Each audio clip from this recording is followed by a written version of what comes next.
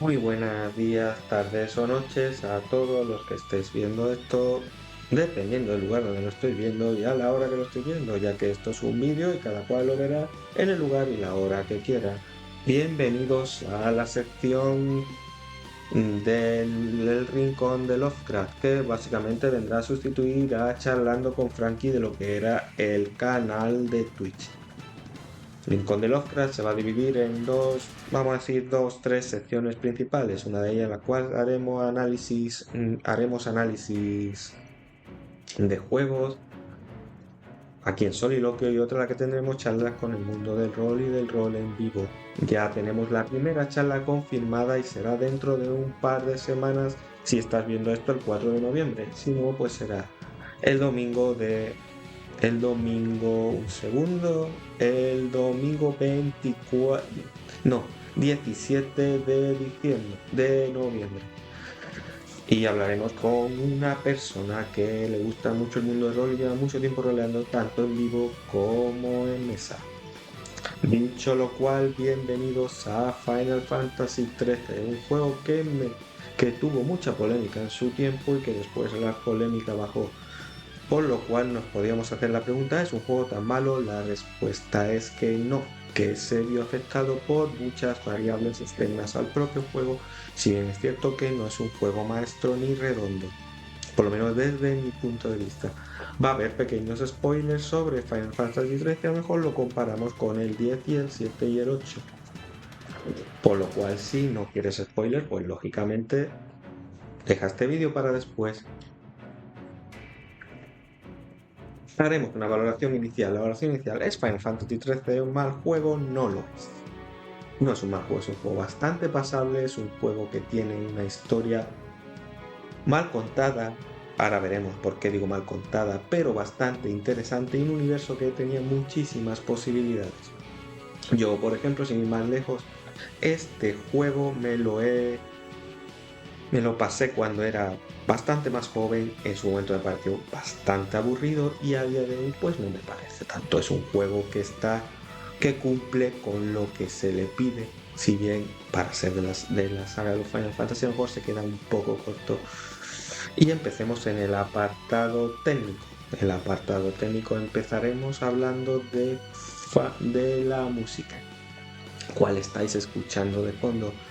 La música no estuvo hecha por Nobuo Uematsu, pero cumple sobradamente con su función. Si bien es cierto, desde mi punto de vista, que no hay temas memorables, pero a mí Blinded by Light, Cegado por la Luz, que es el tema de combate, que es el que estáis escuchando ahora mismo, es un tema que cumple muy, muy, muy bien con lo que se le pide. Y así con todos los temas. Son temas que no están mal, pero tampoco son excelentes.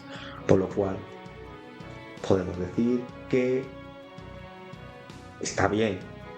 No deberíamos decir nunca que es muy mal juego en ese sentido, ni mucho menos. Hablemos ahora del apartado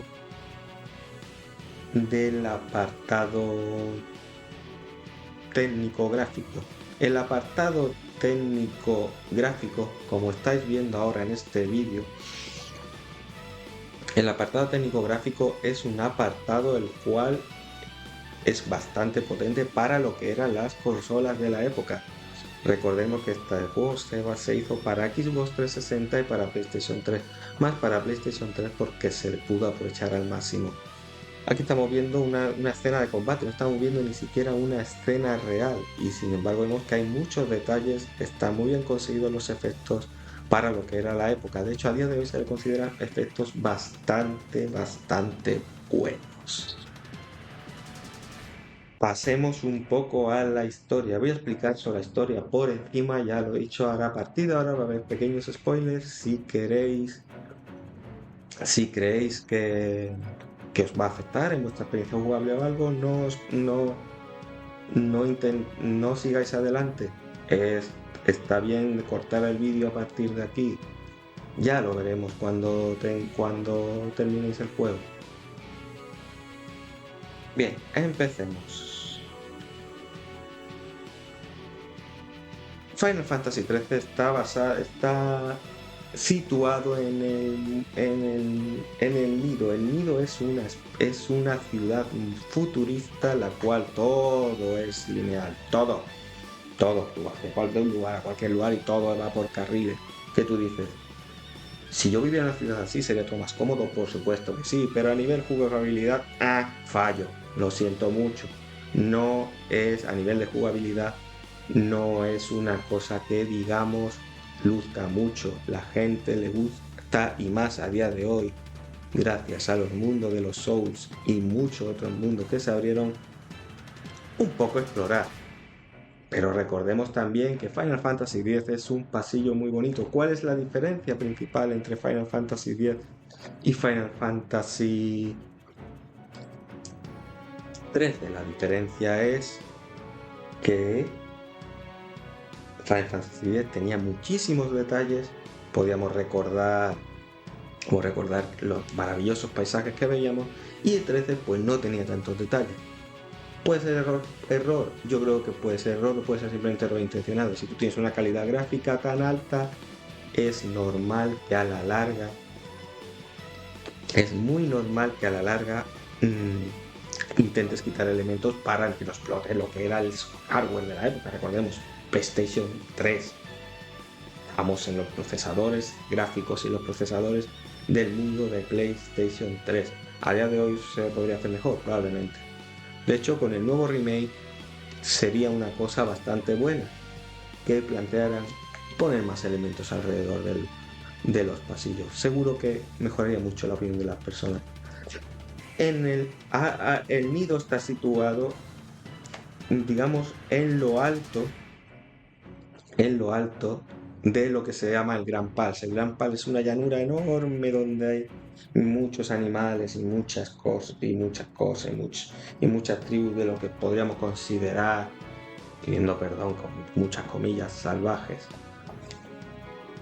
El mundo está dominado por los Fal'Cis. Los Fal'Cis son una especie de dioses que conceden agua, luz, electricidad, crean caminos, abren, que son entidades que, aunque son divinas, tienen un estilo como en las divinidades griegas. ¿Qué quiero decir con la divinidad griega? Tienen celos, tienen ira, tienen envidia, tienen todos los sentimientos humanos que nos identifican. Lo cual dirá, ¿es bueno? Sí. ¿Es malo? Horrible, porque si te toca un Fal'Ci que es un hijo de la gran puta, pues oye, te jodes y bailas. Te jodes y bailas porque te va a hacer la vida imposible. Como es el caso del Fal'Ci del Nido. Uno de los Fal'Ci del Nido, el señor Barthandelus. Dios lo tenga en su gloria, porque qué combate más complicado, de verdad, un combate muy complicado. Bien, pues pasemos a nuestros protagonistas. Empecemos por Lightning. Lightning es no sé, no me recuerdo si es el primer personaje que ves, pero en las primeras horas es el personaje más destacable. Miembro del ejército del Nido, Lightning tiene una hermana que se llama Sera, la cual es escogida por los Fal'Cis. Esto no lo he explicado y me disculpáis, lo explico ahora en un momento. Los Fal'Cis mandan misiones a los humanos. ¿Cómo lo hacen? Los marcan, o sea, le hacen como una especie de tatuaje que va evolucionando como una especie de cronómetro contrarreloj, y le mandan como una imagen, un pequeño vídeo, como si ahora mismo yo cojo a cualquiera de vosotros y os mando un vídeo a vuestra cabecita y digo, oye, quiero que me traigas pizza, pero en vez de coger y mandarte claramente lo que es la dirección de mi casa y la pizzería, y te mando el vídeo en el cual tú coges, compras la pizza y viene a mi casa, no, yo te lo mando de forma onírica. De forma onírica quiere decir, yo te mando la imagen de una pizza, te mando la torre de pizza, te mando Italia y te mando mi cara. Y ahora tú tienes que averiguar lo que tú necesitas, lo que yo quiero de ti. ¿Que lo averiguas? Eres bueno y te conviertes en un cristal que luego podrás revivir según las leyendas o no. Eso ya lo descubrís en el juego. ¿Que no lo consigues a tiempo? El tatuaje va evolucionando hasta que se abre un ojo rojo y ahí ya estás fastidiado. Te conviertes en un monstruo. Y tú dices, pero vamos a ver, si quieres que cumpla tu misión, ¿por qué no me la mandas claro? Oye, quiero que destruyas aquello. Y te me mandas un vídeo diciendo cómo quieres que destruya aquello. Pues no, los falsís son así. Tienen actitudes muy humanas y también han cogido la humanidad la estupidez. Con lo cual es difícil tratar con ellos. Volviendo al lío, Lightning. Lightning es miembro de la guardia del falsí de Pals. Bueno, del nido, del nido. Y tiene una hermana a la cual se le ha encomendado una misión, una Lucy. Y su cuñado Hope, que bueno, yo si tuviera cuñado Hope estaría igual de agresivo que ella. ¿Qué pasa? Que al ser miembro de la guardia, debido a un cambio de política dentro del nido, todo aquel que tenga contacto con el falsí, Ifrit creo recordar, no, Anima creo recordar, y que haya recibido una misión será automáticamente evacuado. Por lo cual Lightning en este momento entra en un dilema moral. Dilema moral el cual resuelve intentando montar una revolución dentro de los propios exiliados. Lightning es un personaje que al principio te lo ponen como que está siempre enfadado.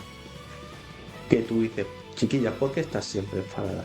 Vale que muchas cosas que están pasando son malas, pero no todas. No todas las cosas que se están pasando son malas. Hay cosas buenas también. Uy, perdón, pequeño fallo. Hay cosas buenas también.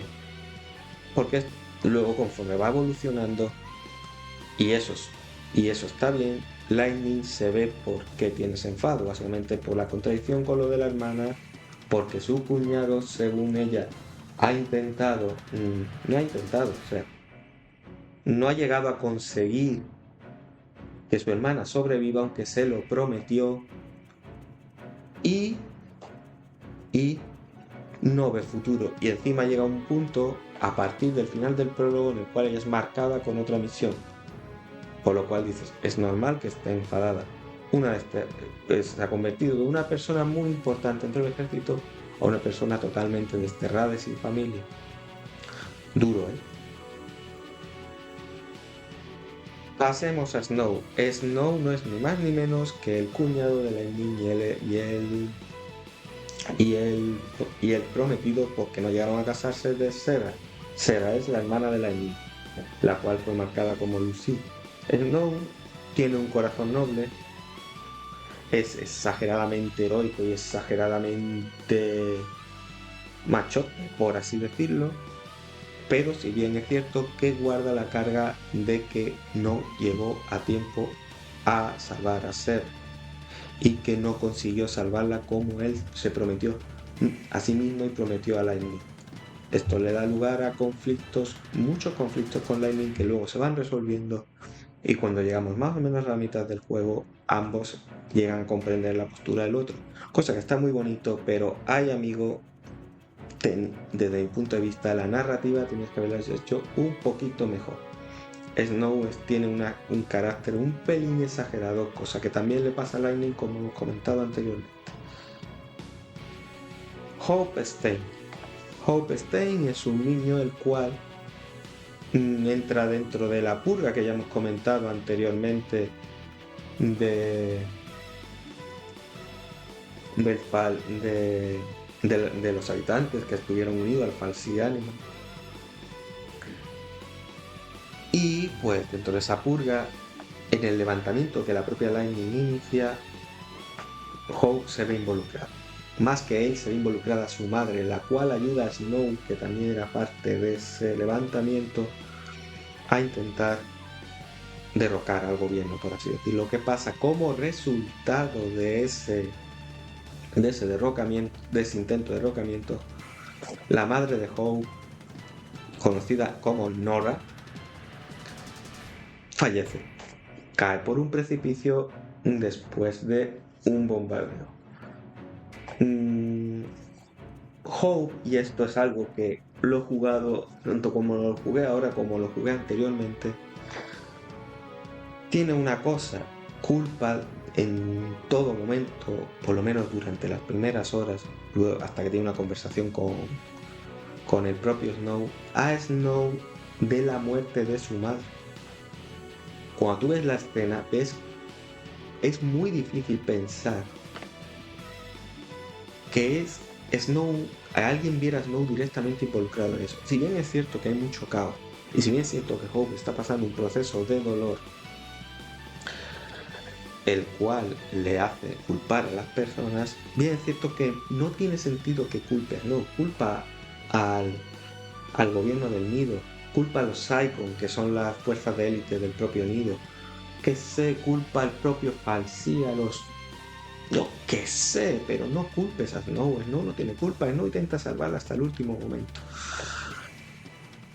Por suerte, esto se aclara tras una escena en la que Hope casi mata a Snow. Snow le pide perdón porque Snow es cierto, como ya hemos dicho anteriormente, que lleva sobre él la carga de lo de Cera, pero lleva la carga de todos los compañeros que van muriendo a lo largo del juego, y también lo de la madre de Snow, y le promete que intentará resarcirle en la medida de lo posible.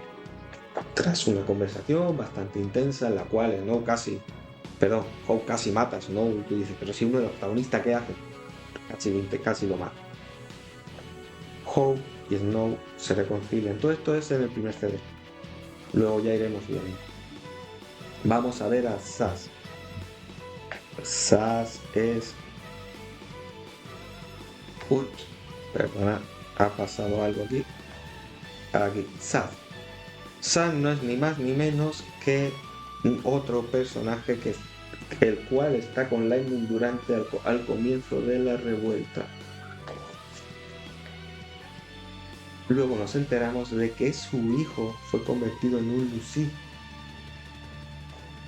e intenta protegerlo por todos los medios. Sash tiene una carga muy profunda dentro de lo que es su mente, como todos los personajes de aquí, y se siente un poco también responsable. Tiene ese rollo graciosillo que en aquella época se llevaba muy... No era escandaloso en aquella época de la persona graciosa de pelo afro y tal. Pero en el fondo tiene un trauma como todos los personajes de aquí. Sash es un personaje bastante útil, a nivel argumental no tanto, a nivel de juego es un personaje bastante útil. Pasemos a las dos hermanas que vienen del exterior, Fan y Vanille, porque hasta ahora todos los que hemos hablado, todos provienen del nido. Pasemos a Fan y Vanille. Fan es la hermana mayor de Vanille, el personaje que presentaremos anteriormente, y fue un Lucid del Gran Pals. ¿Qué quiere decir? Los Fal'Cies que están perdidos en el Gran Pals.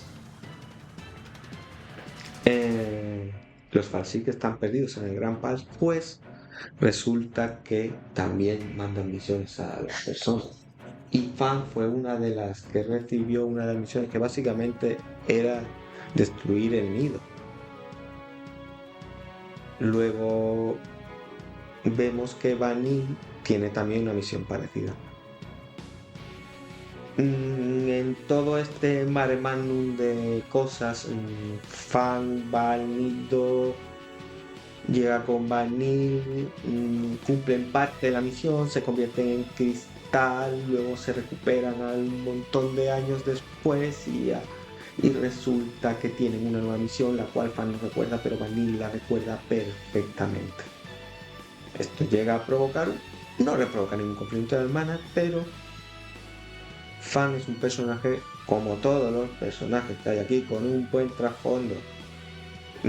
Podéis decirme, oye Frankie, pero si todos los personajes tienen un buen trasfondo, ¿por qué son tan pocamente recordados? Ahora lo veremos. Vamos a acabar con los personajes principales y veremos, para mí, algunos de los fallos que tienen.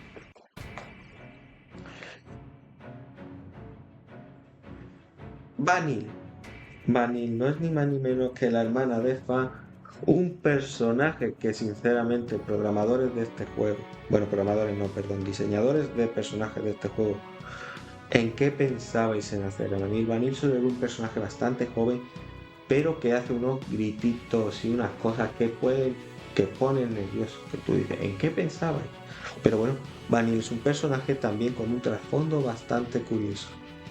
¿Qué pasa con Vanille? Vanille básicamente es, como hemos dicho, la hermana de Fan, sabe toda su misión, cumple su primera parte de la misión y se cristaliza, y a la segunda parte de su misión, ella se acuerda, su hermana Fan no. ¿Qué consigue con eso? Pues le intenta guiar, pero intentando que Fan no se acuerde, porque tienen que destruir algo. Y ambas no son malas personas, no quieren matar a gente por la cara. Nadie querría matar a gente por la cara, creo yo. Vale, entonces, ¿qué pasa con Vanille? Vanille al final se lo cuenta todo a Fan, todo muy bien, todo se arregla y tal, y bueno, todo bueno. Vanille es un personaje que pone muy nervioso. Si jugáis, por favor, esos grititos no son necesarios. Y mucho menos un personaje con pinta más bien aniñada. Pero bueno, pequeñas cosas, cosas del país del que vienen, y no vamos a entrar. Bueno, ya que hemos presentado a todos los personajes, los cuales hemos visto que tienen un trasfondo más o menos interesante y más o menos curioso, ¿por qué no son tan memorables como por ejemplo Cloud Strike de Final Fantasy VII, Tidus, que es un personaje avatar de Final Fantasy X, o mm, Terra de Final Fantasy VI? Pues esto tiene un nombre muy claro. El tipo de narrativa que tenemos. Hay dos problemas desde mi punto de vista con la narrativa. Esos dos problemas son: uno, y medias res. El juego empieza en mitad de la historia, pero una mitad totalmente aleatoria, que tú dices, es que no me estoy enterando de qué está pasando. Y luego te va haciendo flashbacks que tú dices, vale, con los flashbacks complementa toda la historia. Ahí vamos al segundo problema. Hay, aparte de estos personajes que tenemos aquí, en el cual vemos aquí a Ser a mano izquierda, que básicamente es como el detonante de toda la reunión de estos personajes, tenemos el problema de que no se explica todo o gran parte como hacen otros juegos dentro de lo que es el propio juego en sí. O sea, tú veías Final Fantasy X y aunque tú no te enteraras 100% de lo que pasaba, veías cómo Yuna enviaba a los muertos, veías cómo Auron, te explicaban a base de flashback cómo Auron en realidad estaba muerto, desde primera hora te explican que Sin es una entidad destructiva, ves a Seymour de primera hora y ves que no está del todo claro qué es lo que es, en fin. Pero todas estas cosas dentro de Final Fantasy XIII no lo hacen. ¿Por qué? Porque te ponen una opción que se llama base de datos, en la cual tanto se profundiza mucho en estos personajes y en toda la historia del mundo que les rodea, y en muchos personajes secundarios que son bastante interesantes. Hay, por ejemplo, un personaje el cual es la mayor generala del ejército, la cual, la cual es muy joven, pero no te da tiempo, y ves que tiene táctica bastante maquiavélica, pero no te da tiempo, digamos, ni a encariñarte ni a odiarla, porque la ves una vez, ves que hace algo malo, desaparece, porque claro, la historia va saltando y luego la vuelves a ver y coge el primarca, que es uno de los malos, y coge y le mete un tiro. Perdón, no le mete un tiro, le lanza un hechizo y se la carga, y tú dices, es que no me ha dado tiempo a sanar a este personaje. Este personaje como Cid, que es un Lucy, el cual te explican que tiene muchas contradicciones internas, porque él es una parte rebelde dentro del nido, pero a la vez intenta matar a los otros Lucy para que sean libres, porque considera, claro, si tú estás unido si estás unido al Falsí a través de una misión y luego te puedo mandar otra, y luego te puedo mandar otra, y así sucesivamente, tú no eres totalmente libre, no lo eres, es lógico eso. La explicación de Steve tiene su lógica y su sentido. ¿Qué pasa? Que muchos de los datos de Steve están dentro de la base de datos y no llegas a profundizar en un personaje que es muy bueno. ¿A qué vengo a decir con todo esto? Tanto poner una narrativa la cual empieza en mitad de la nada sin que te expliquen nada y encima poner gran parte de la narrativa dentro de la base de datos pierde carga narrativa. Y lo que permite esto es que el juego se quede en algo medianito sin más, cuando puede ser mucho mejor. Bueno, después de hablar un buen rato acerca de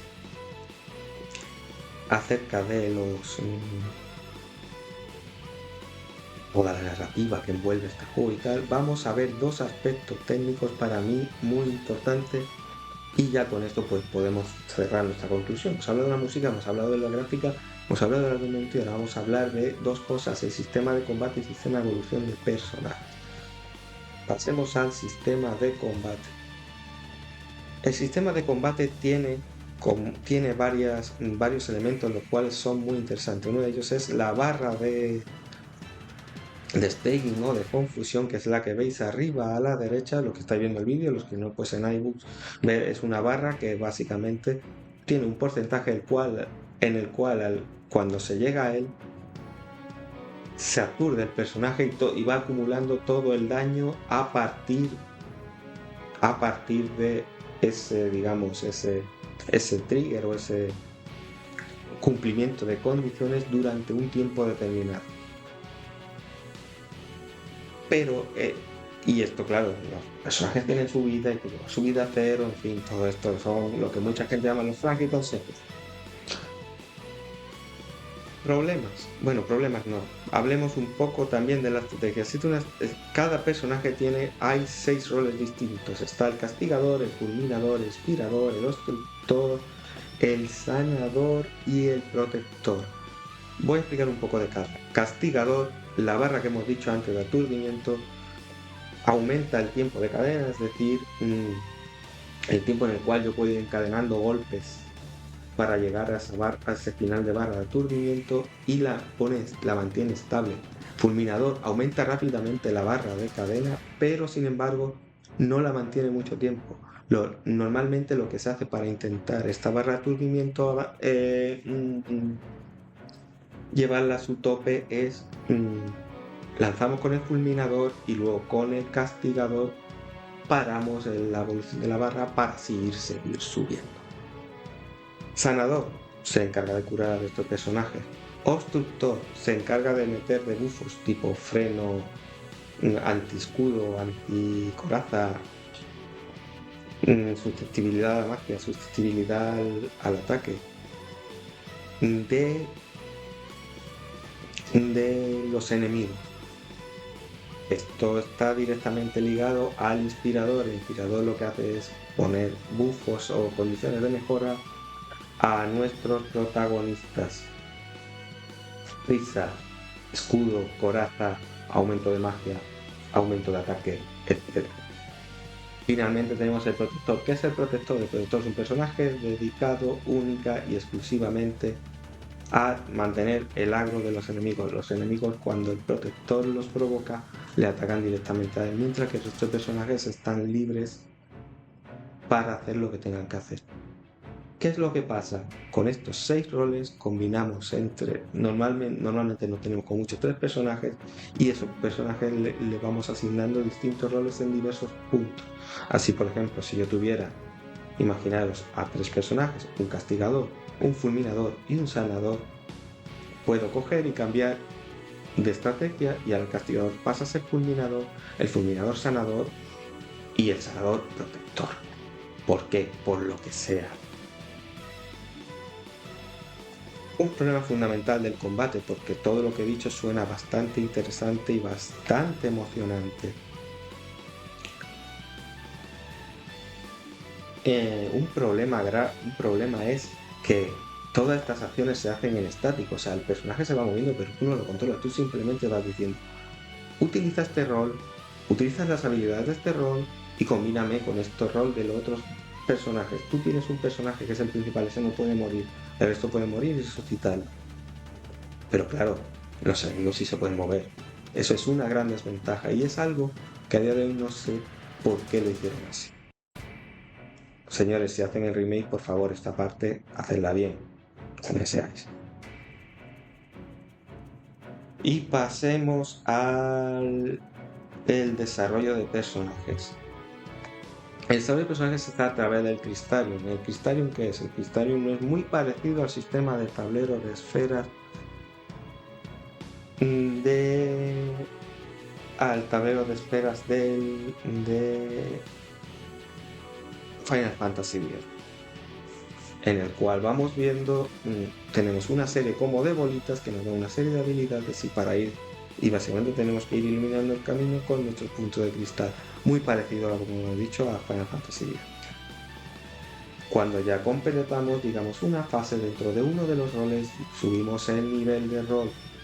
Cada uno de los personajes tiene su rol predilecto y eso se ve con las invocaciones, que vamos a hablar ligeramente de estas invocaciones. Las invocaciones no son más que una entidad, una especie de deidad unida a cada uno de los personajes. Cuando los personajes, cuando entran en un nivel de conflicto interno muy fuerte, sale esa deidad a ponerles a prueba. ¿Cómo le pone a prueba? Intenta matar, intenta que yo empatice contigo a través de los roles, porque si no, te mato. Y diréis, esta parte está muy interesante. Pues la verdad es que sí. En aquella época se castigó mucho diciendo que era muy lineal, pero es verdad que a día de hoy para mí ha avanzado bastante bien. Vamos a llegar al final de este vídeo, llegamos a nuestra conclusión. ¿Cuál es nuestra conclusión? La conclusión es fácil. ¿Es Final Fantasy XIII un mal juego? No. ¿Es Final Fantasy XIII uno de los mejores Final Fantasy? Obviamente no, por todo lo que he dicho. Final Fantasy XIII podía haber llegado a ser mucho mejor juego con pequeños cambios. Sí. Es una pena que por la narrativa mala, que por no poder mover los personajes mientras combates, que es una cosa bastante lógica, y por no contar más de la historia de los personajes, se haya perdido un juego y haya estado pues a la sombra como ha estado durante tanto tiempo. Una pena, una lástima, pero digamos que para mí es un juego interesante y que por lo menos debería darse un intento. Muchas gracias, espero que haya gustado. Vendrán más vídeos de esto. Disculpad los pequeños fallos que ha habido de Raccord, porque tengo tenido pequeños problemillas con el ordenador.